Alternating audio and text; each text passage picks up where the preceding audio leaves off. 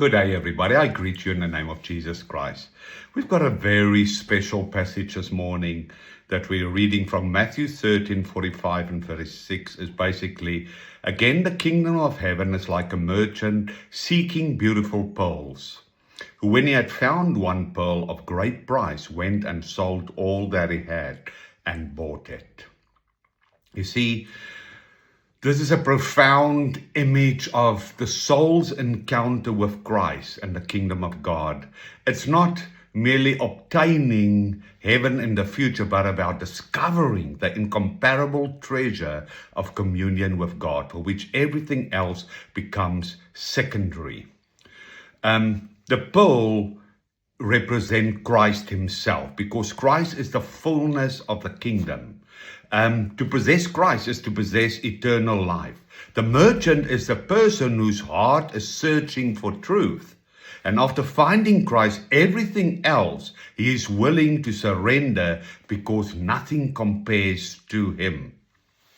You see, and the pearl represents that union, that participation with God, that communion with God. It symbolizes Christ, the life in the Holy Spirit, participation in his divine life, and the purified heart that beholds God. The Christian sells all by letting go of his sinful nature, of his desires, his passions of the world, not because the world is evil, but because nothing should take God's place and compares to God.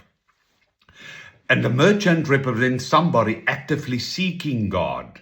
And that seeking involves us intentionally walking to be in the awareness of him, by repentance, by worship, by prayer, everything. Loving one's neighbor, growing in holiness.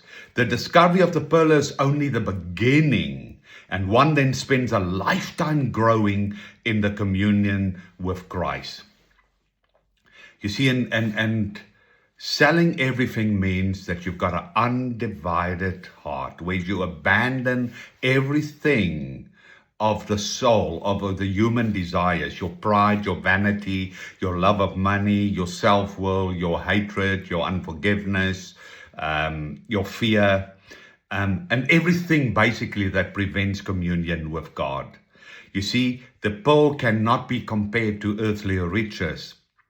And everything here is about a purified heart. And there are certain things we need to ask ourselves when we read the scripture. Is Christ truly the treasure of your life? Am I still willing to surrender everything to him? Am I seeking the kingdom above everything else? And am I growing daily through repentance, prayer, and participation in the life of Christ? The pearl is not something that we merely admire. It's something we orient our life together.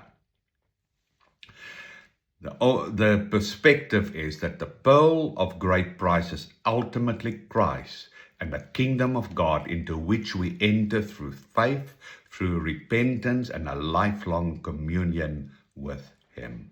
And this is where we need to go now. We need to ask ourselves, is he the all of all, the pearl of great price in your life? I bless you in the name of Yahweh. Amen.